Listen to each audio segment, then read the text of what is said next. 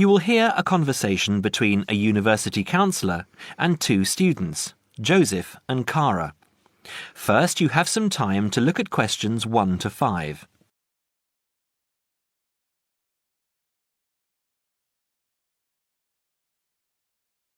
Now we shall begin. You should answer the questions as you listen because you will not hear the recording a second time. Listen carefully and answer questions 1 to 5. Hi Joseph, how are you today? Fine, thanks. And Cara, how are you? Good. As we discussed on the phone earlier, I wanted to speak with both of you about the subjects you have chosen to study and how you are managing your time. Okay? Yes. I think so. Okay, so I'll start with Cara. You've been here for how many months now? I've been here for 6 months. How are you finding it? It's good. I'm enjoying the course. And what about life outside? Are you making friends and socializing? Not really. People here are quite closed. They don't talk to you. I see. So, what do you do after classes? I usually go home and study, and I might go out for a walk, but never really with anyone. Sometimes my roommate Louisa comes with me, but she always seems to be busy. How is this affecting your schoolwork? I don't think it is, but I miss home. Cara, what I suggest for now is that you look into joining one of the social clubs on campus. There are a variety of them. You can go camping, skiing, snorkeling, painting, dancing, reading, horse riding, rowing. There's a list on the school website. Have a look and work out which one you're interested in and which suits your timetable. You'll meet friends that way and people who have the same career interests as you.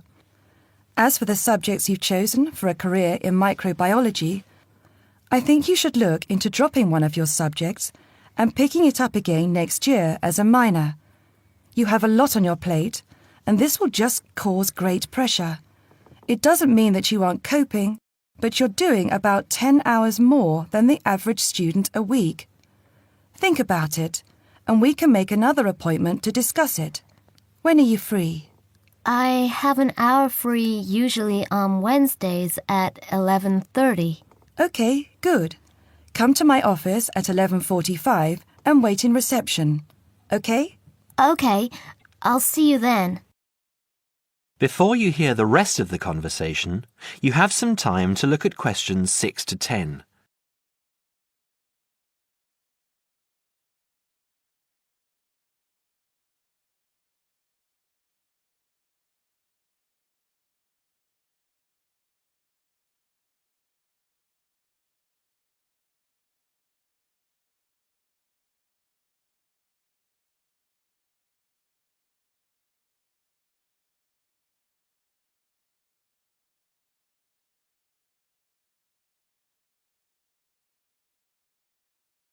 Now listen and answer questions 6 to 10.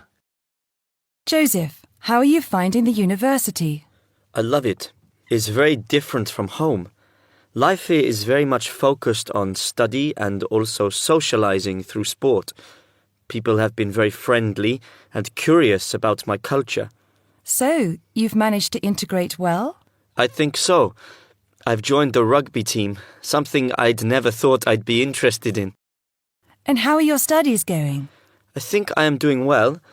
I have a few assignments that need some work, but overall, I'm coping. That's good. I'm happy that you're enjoying the university, but remember, don't let your schoolwork get too far behind, because it will pile up, and before you know it, you will be late handing in work. You know that there's a penalty for handing in work late? No, I didn't. You would have been told at the start of the course, during orientation. I don't remember. You need to remember these things. They are very important. You might be an excellent student, but if you consistently hand in work late, you'll be penalised and you might end up losing your degree over it. That's a lot of years of work, okay? Yes, I'll remember that. And also remember that you have to attend 90% of your classes.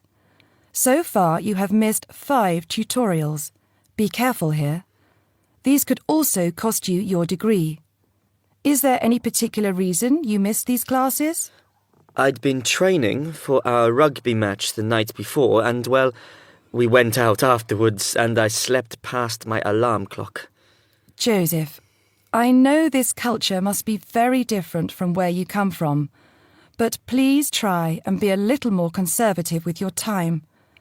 I think maybe you should spend more time on your studies and less time on socializing. The subjects you've chosen are intensive. I want you to spend 3 hours a night studying before you decide to do anything else.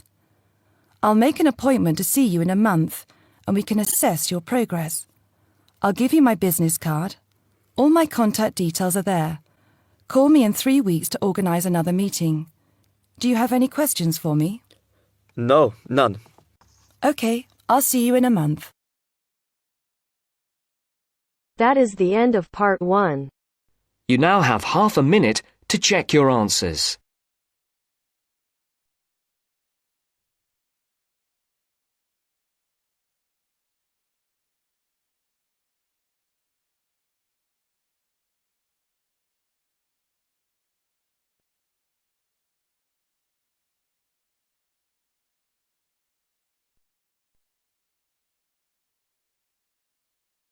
Now turns to part 2.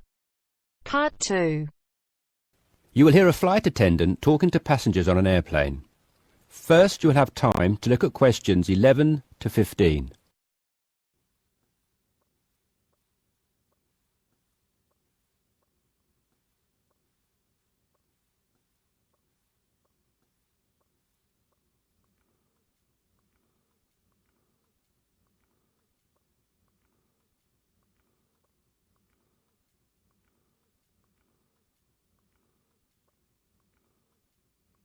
Now listen carefully and answer questions 11 to 15.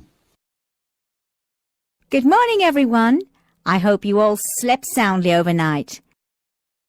I'm pleased to confirm that our flight is running on schedule and we expect to arrive in Christchurch at 8 a.m. local time. That's about 50 minutes from now. I've been advised by our pilot to warn you that there may be some turbulence on our descent. So please remain seated and have your seatbelt on at all times. As you may have heard, a fairly severe tropical depression is headed for New Zealand and in fact is reaching the west coast of the South Island as we speak. Thankfully, we are landing on the east coast, where the weather is still relatively good. Wind speeds are steady at around 15 miles per hour and the sky is generally overcast, though the sun may creep out from time to time as the morning progresses.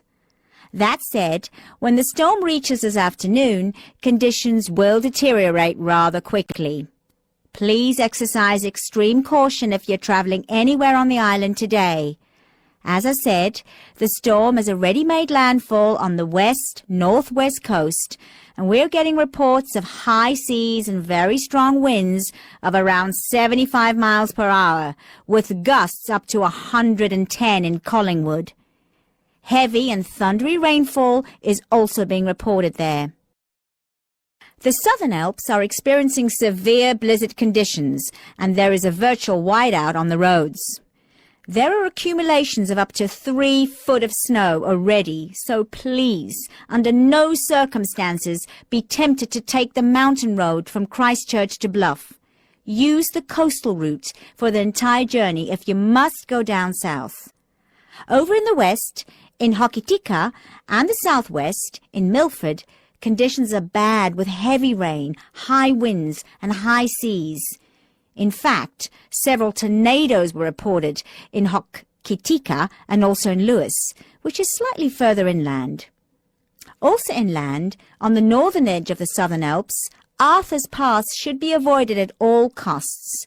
Roads are closed due to the heavy snowfall. Kaikoura has reported wind speeds of 45 miles per hour, with occasional gusts a bit stronger, but so far it has escaped the heavy rain. At present, it is windy and cloudy there. Before you hear the rest of the discussion, You have some time to look at questions 16 to 20.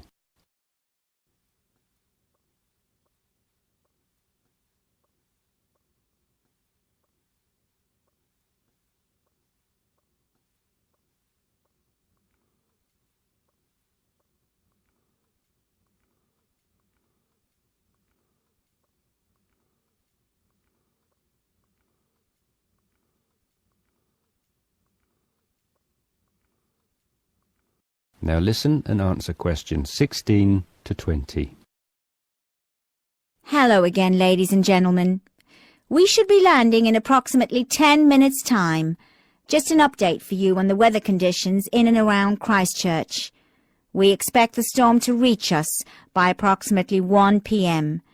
Town officials are closing all roads out of town as conditions are simply going to be too dangerous, with the risk of falling trees and flying debris too high. Roads will have officially been closed for 30 minutes by the time we land at 8 a.m. Passengers whose travel plans did not entail an overnight stay in Christchurch, we would like to extend our apologies to you on behalf of the Christchurch Town Council for the inconvenience caused. However, it is in the interest of safety that these steps have been taken.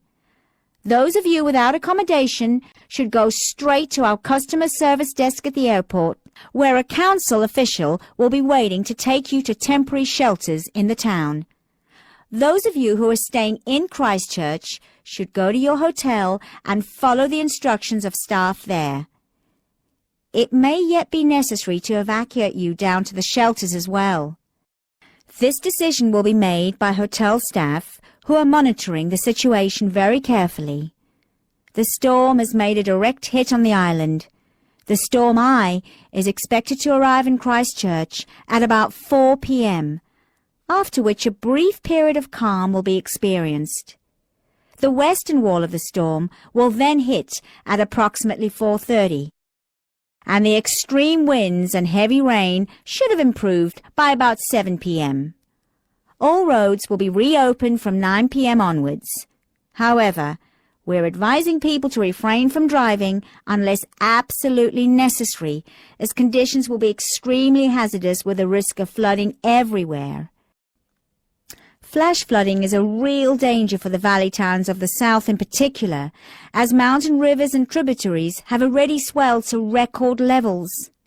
High winds have already caused massive power cuts in West Coast towns, and a string of major tornadoes have caused havoc across the Midlands. If at all possible, stay in Christchurch until tomorrow morning, when the clean-up will begin. And, above all, stay safe. That is the end of part 2.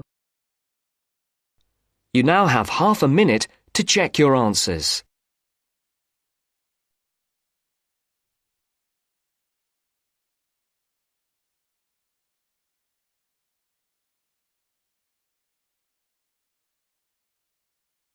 Now turns to part 3.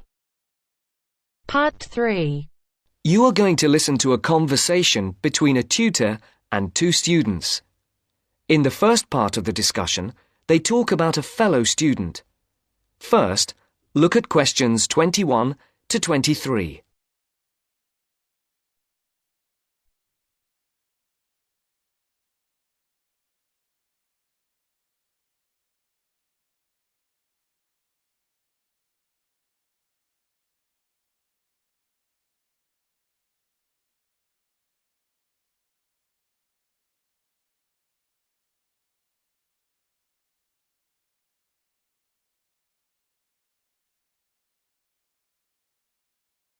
As you listen, answer the questions.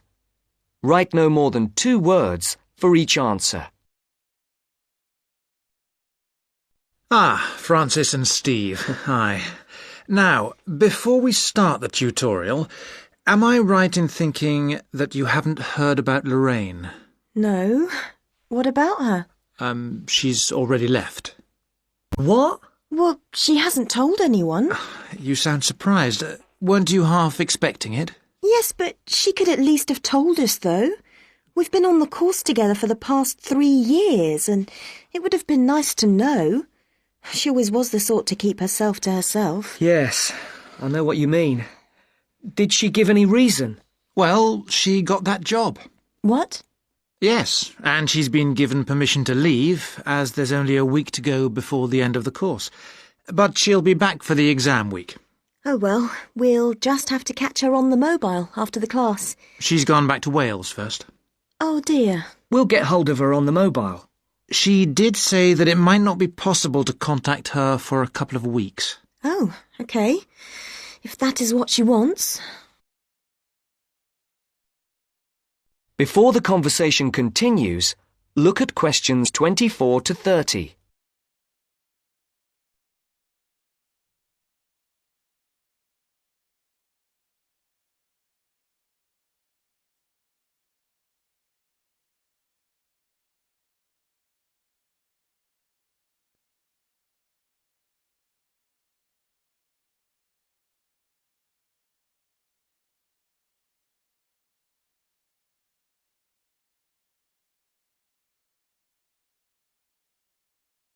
Now listen to the second part of the discussion. The tutor and the two students are talking about assessment marks.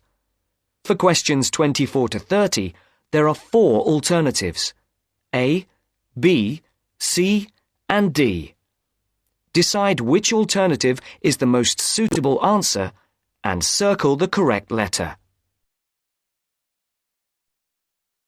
Right, to work. We're here to look at your assessment marks for your coursework. I take it you haven't seen them yet? No. Not yet. Well, you'll both be pleased. In fact, very pleased. Yes? Francis, you have come out with the top mark in the year. Oh. You have, in fact, got a starred first. Wow! Aren't you pleased, Francis? Yes, I'm just speechless. And, what about me? Well, Steve, you got a first as well. I don't believe it. You might have done even better, but there were a few faults with the 5,000-word project you did on traffic management. And what about the book review we had to do? Yours was, I can safely say, the best we have ever had. You're kidding. I'm not. In fact, you have won the departmental prize for the piece. It's a pity, really, that your project wasn't of the same calibre. It's still not bad at all, though, is it? It certainly isn't. What do you think were the faults with your project?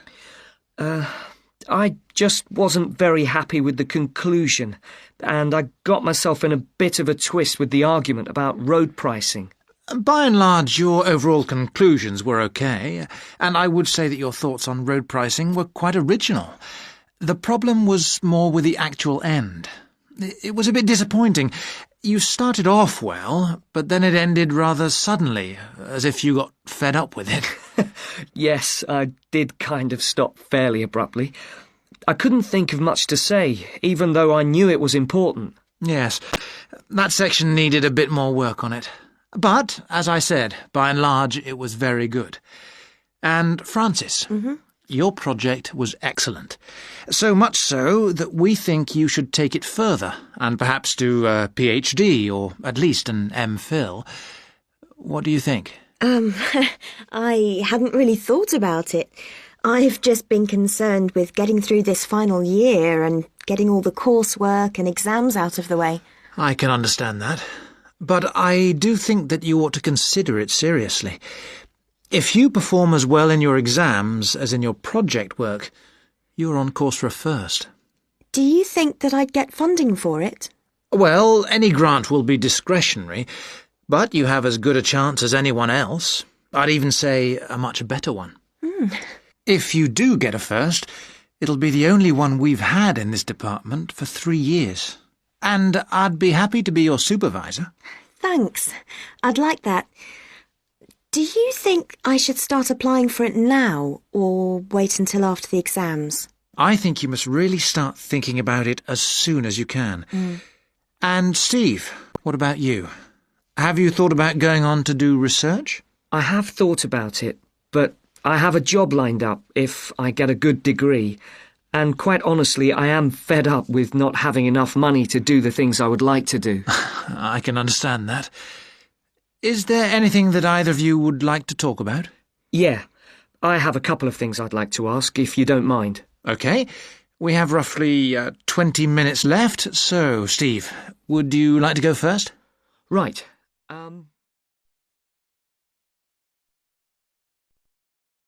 That is the end of part 3. You now have half a minute to check your answers.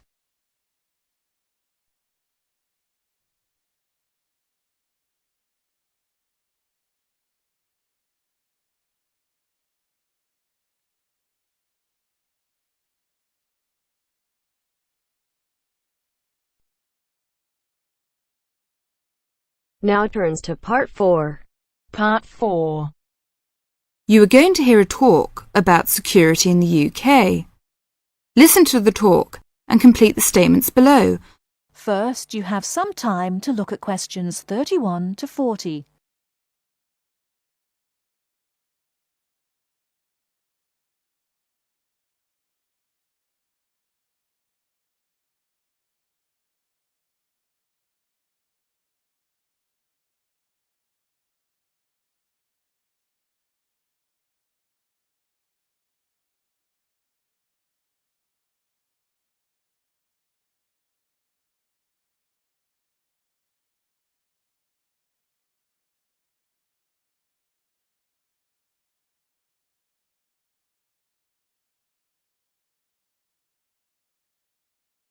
Now, listen carefully and answer questions 31 to 40. In large cities, for instance London, and crowded places such as airports and stations, there is the risk of theft. We do not want you to suffer the distress of losing important documents and valuables as soon as you step onto British soil. So here are some important do's and don'ts. Don't carry more cash than you need for daily expenses. If you stay at a hotel, do ask the manager to keep large sums of cash, documents and valuables in the hotel safe and give you a receipt for them. This is a free service. If cash is stolen, it is very unlikely to be recovered.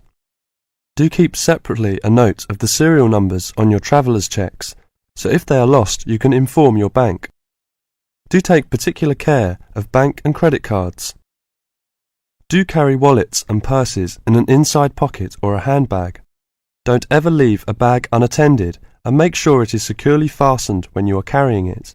Do carry jewellery and valuables such as cameras, radios and typewriters on you or with you and keep a note of any serial numbers. Do take special care of your passport, travel tickets and other important documents. Documents are at risk particularly at airports and stations where it is obvious that most people will be carrying them. Do make a note and keep it in a safe place of the number of your passport, its date and place of issue. This makes replacement easier if you are unlucky enough to lose it. If you don't want to carry heavy luggage around with you, you can leave it in a luggage office at most large stations and pick it up later. Keep the receipt so that you can reclaim your luggage. Check the opening hours or you may find your luggage locked away when you need it again. If you lose any of your luggage in transit, take this up immediately with the officials of the airline or shipping line. But don't worry too much. 98% is found within 3 days. If you lose anything, go first to the lost property office at the airport or station, as it may have been found and handed in. If you lose your luggage in the street, or suspect it has been stolen rather than gone astray, find the nearest policeman who will advise you what to do.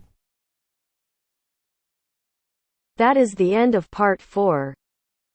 You now have half a minute to check your answers.